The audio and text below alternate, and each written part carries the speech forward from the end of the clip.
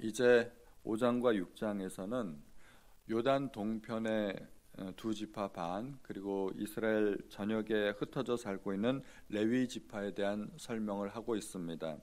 원래 하나님께서 주신 땅은 요단 서편의 땅이었는데 이스라엘 민족이 요단강을 건너가기 전에 요단 동편의 땅을 보고 그 땅에 굉장히 그 목초지가 좋은 것을 보고 두 지파 반이 그 땅에 머물기로 작정을 합니다. 그래서 사실상 이스라엘 땅이 더 넓어진 거죠.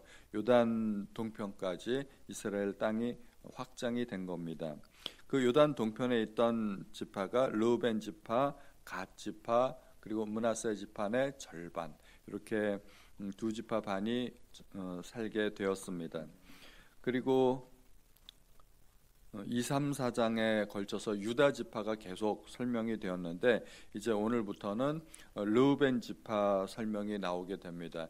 요단 동편에 있던 지파들 중에 르우벤 지파가 제일 먼저 설명이 되는데 르우벤 지파에 대해서 설명을 하면서 그 아버지의 침상을 더럽혔다 하는 이야기가 나옵니다.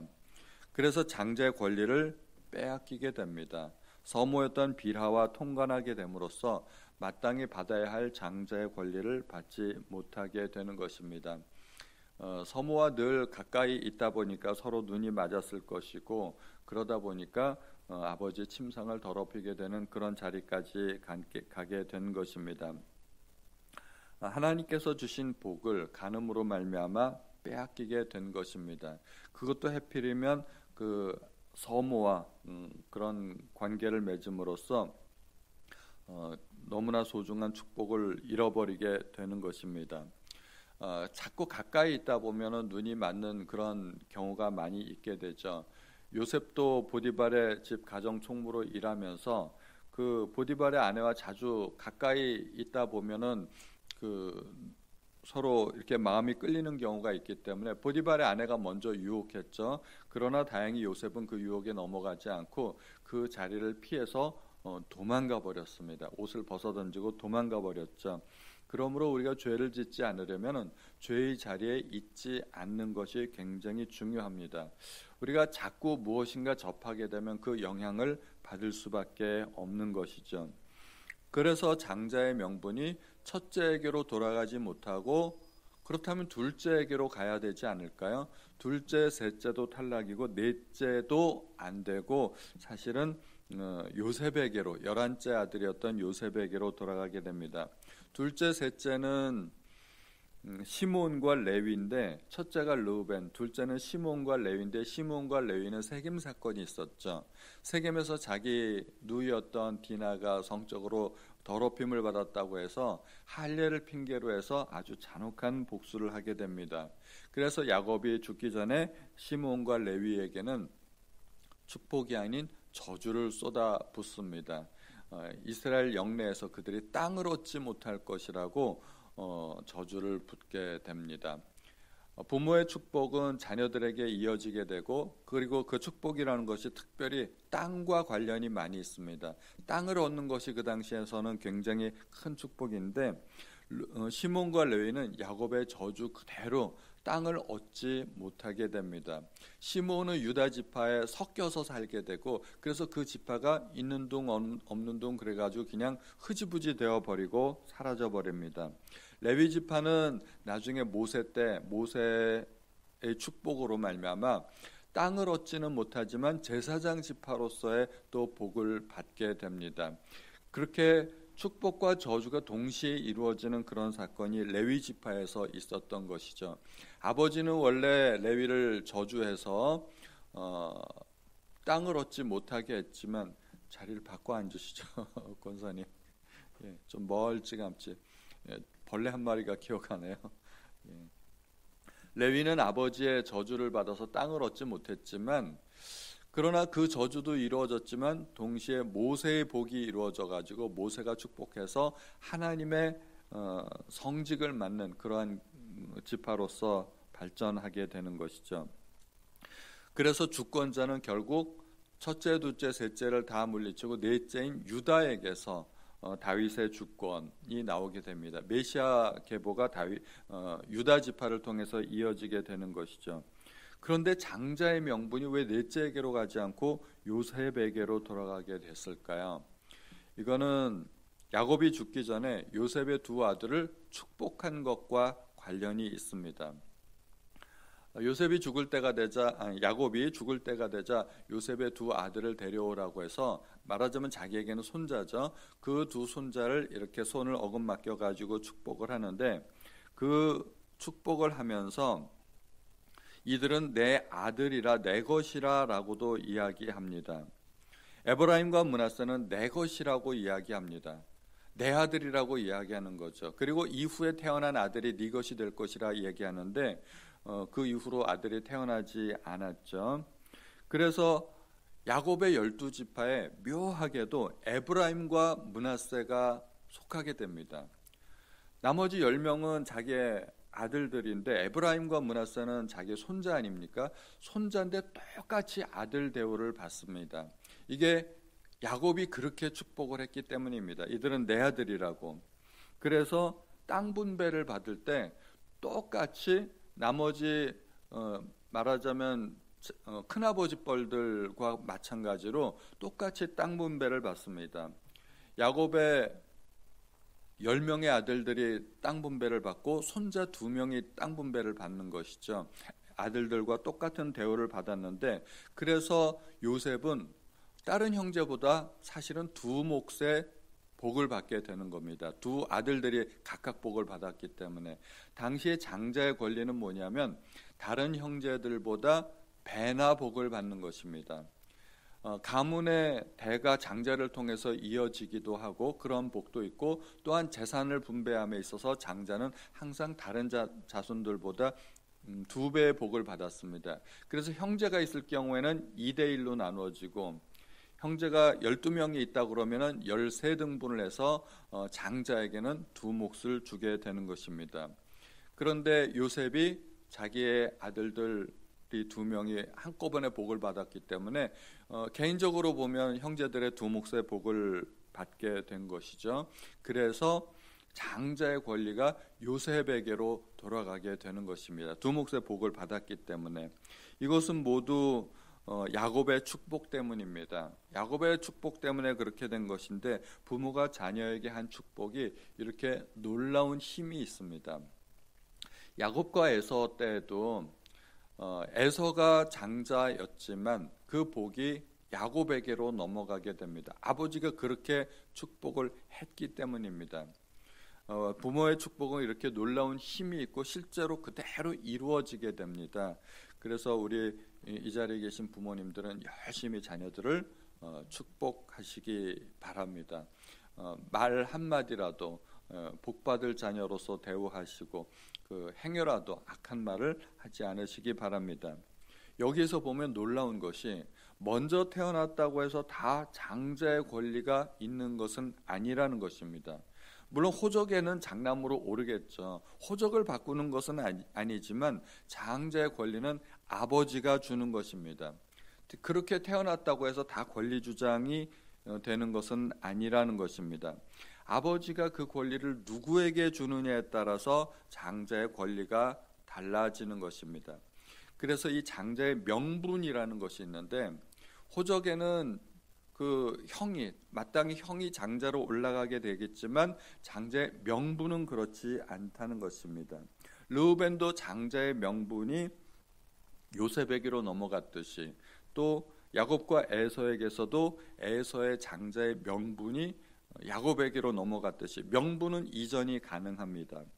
명분이라는 것은 사전을 찾아보면 신분에 따라 반드시 지켜야 할 도의상의 본분, 대의 명분, 그렇게 되어 있습니다. 더 쉽게 이야기하자면 도리 또는 뭐뭐답게라고 말할 수 있는 것입니다. 장자면 장자답게 행동해야 그 명분이 온다는 것입니다. 우리는 하나님의 자녀로서 하나님으로부터 많은 권리를 받을 수 있습니다.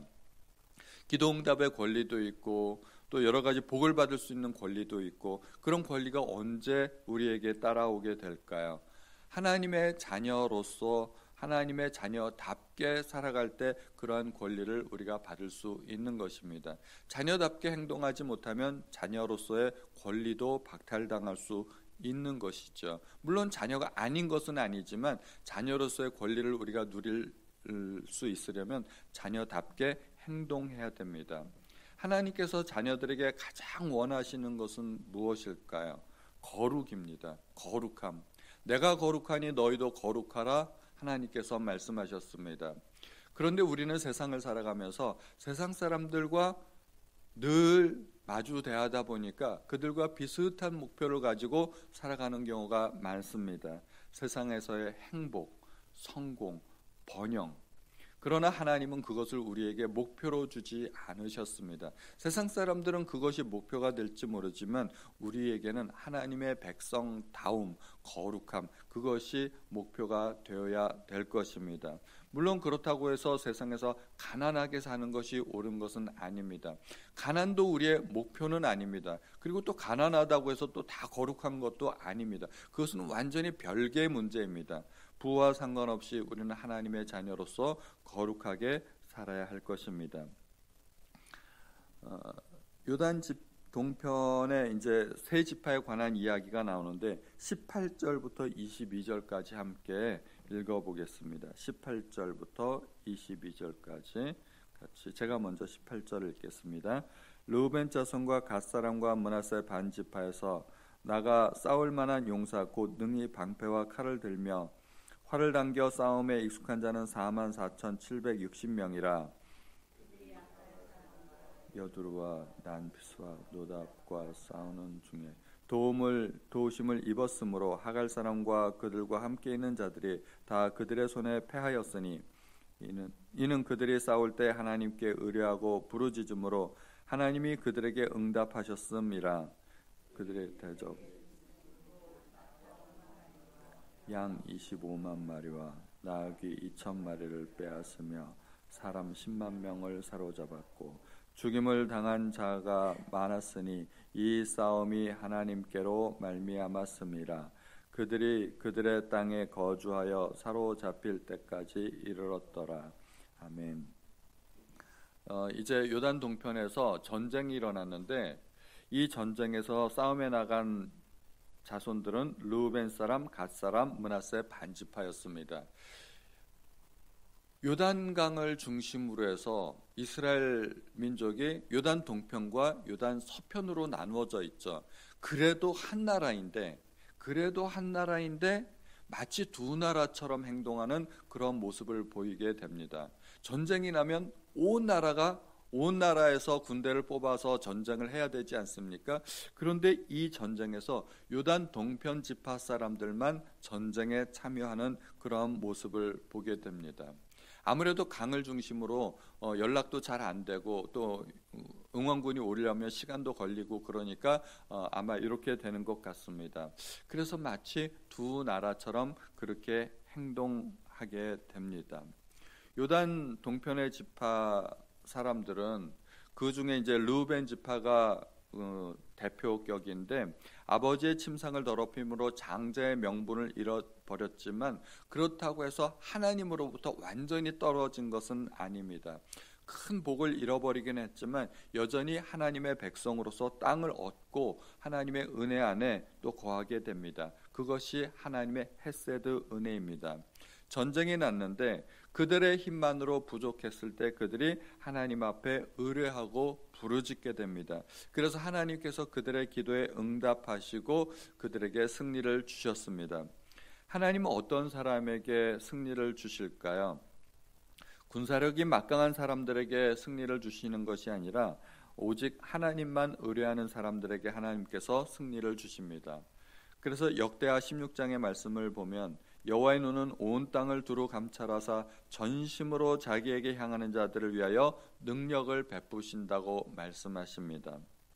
또 시편 119편에도 여호와의 증거들을 지키고 전심으로 여호와를 구하는 자가 복이 있다고 말씀하고 있습니다. 내 힘으로 싸우면 패할 수밖에 없는 싸움도 하나님을 의지하면 이기게 됩니다. 내가 마땅히 이겨야 할 싸움도 내 능력으로만 싸우면 지게 되는 경우가 많습니다. 그러므로 우리는 어찌하든지 하나님만 전심으로 의뢰해야 될 것입니다. 25절과 26절을 같이 읽어보겠습니다. 제가 25절, 그들이 그들의 조상들의 하나님께 범죄하여 하나님이 그들 앞에서 멸하신 그 땅 백성의 신들을 간음하듯 섬긴지라. 이스라엘 하나님이 아수르 왕 불의 마음을 일으키시며 아수르 왕 디글라빌레셀의 마음을 일으키심에 곧 르우벤 갓과 므낫세 반 지파를 사로잡아 할라와 하볼과 하라와 고라 옮긴지라. 그들이 오늘까지 거기 있으니라. 아멘. 요단 동편의 지파들은 아무래도 그 주변에 이방 국가들과 더 가까이 있는 것이죠. 강이라는 것이 굉장히 큰 하나의 경계가 될 수 있기 때문에 강을 언제든지 쉽게 건널 수도 있겠지만 그것은 중요한 경계가 될 수 있습니다. 요단 동편에 있는 지파들은 그 주변의 암몬 자손이라든가 그 여러 다른 이방 민족들과 가까이 있기 때문에 그만큼 교류가 굉장히 쉬웠을 것입니다. 그래서 문명도 훨씬 더 빨리 발전하게 됩니다. 그러나 단점이 그들의 문명만 받아들이는 것이 아니라 그들의 우상도 함께 받아들이게 됩니다. 그래서 먼저 타락하게 되는 것이죠. 그래서 하나님께서 그들을 징계하심으로 말미암아 아수르에게 멸망당하게 그렇게 하십니다. 번영이 반드시 좋은 것은 아닙니다. 번영을 빨리 하면 빨리 할수록 그만큼 죄와 우상 숭배와 가까워지기 때문에 더 빨리 망할 수도 있는 것이죠. 아담과 하와가 에덴 동산에서 쫓겨났듯이 그들은 요단 동편의 지파들도 모두 그 땅에서 쫓겨나서 포로로 그렇게 살아가게 됩니다. 거리라는 것이 매우 중요합니다. 누구와 가까이 지내느냐에 따라서 그 영향을 받을 수밖에 없는 것이죠. 그래서 이런 것들을 보면 승리는 하나님이 주시는 것이고 또 지키는 것이 얻기보다 더 힘들다는 것도 알게 됩니다. 하나님을 떠나면 그것은 패망일 수밖에 없다는 것을 우리가 또 배워야 됩니다. 그러므로 성경에서 아주 소중한 말씀이 하나 있죠. 선줄로 생각하는 자는 넘어질까 조심하라 하는 것입니다. 우리가 세상에서도 그렇고 영적으로도 그렇고 우리가 어느 순간 섰다고 생각하는 순간 절대로 방심하면 안 되겠습니다. 그리고 6장에서는 레위지파 이야기들이 나오고 있습니다. 레위지파 이야기는 31절부터 34절까지만 같이 읽겠습니다. 6장 31절부터 34절까지. 언약궤가 평안을 얻었을 때 다윗이 여호와의 성전에서 찬송하는 직분을 맡긴 자들은 아래와 같았더라. 예루살렘에서 여호와의 성전을 세울 때까지 그들이 회막 앞에서 찬송하는 일을 행하되 그 계열의 직무를 행하는 자와 그의 아들들은 이러하니 그앗의 자손 중에 헤만은 찬송하는 자라. 그는 요엘의 아들이요 요엘은 사무엘의 아들이요 사무엘은 엘가나의 아들이요 엘가나는 여로함의 아들이요 여로함은 엘리엘의 아들이요 엘리엘은 도아의 아들이요. 마지막 그 54절을 함께 읽겠습니다. 시작.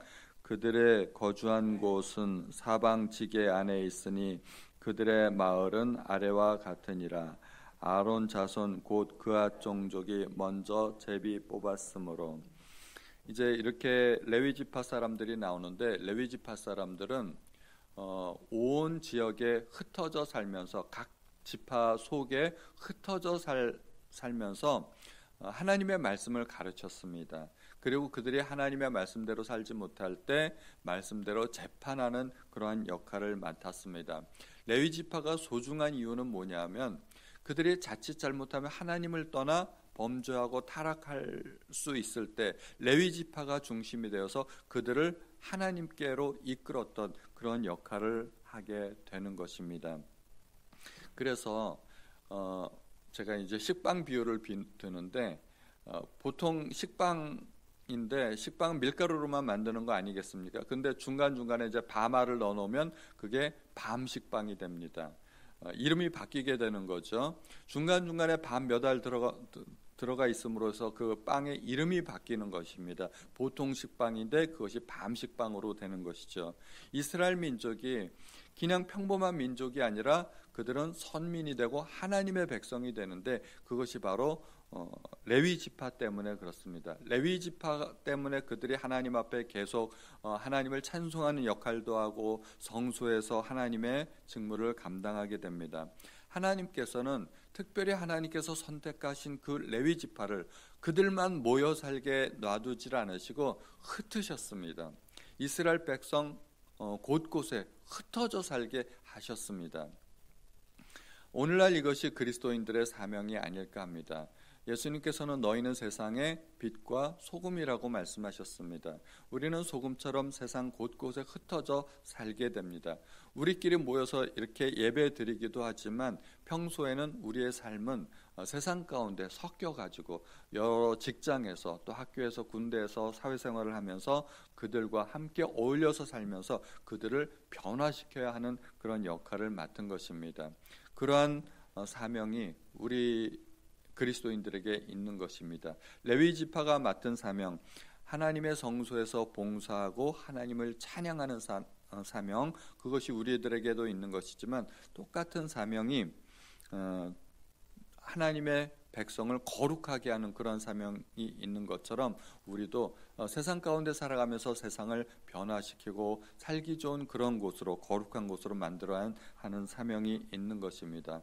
오늘도 그러한 사명을 감당하시는 우리 모든 성도님들 되시기를 주님의 이름으로 축원드립니다. 하나님 아버지, 오늘도 저희에게 주신 말씀을 인하여서 하나님 앞에 감사드립니다. 요단 동편의 두 지파 반을 통해서 또 레위 지파를 통하여서 저희에게 주신 그 교훈을 저희가 잊지 않도록 도와주시고 레위 지파와 같은 거룩한 역할을 감당하는 성도들이 될 수 있도록 도와주옵소서. 모든 말씀을 우리 주 예수님의 이름으로 기도하였습니다. 아멘.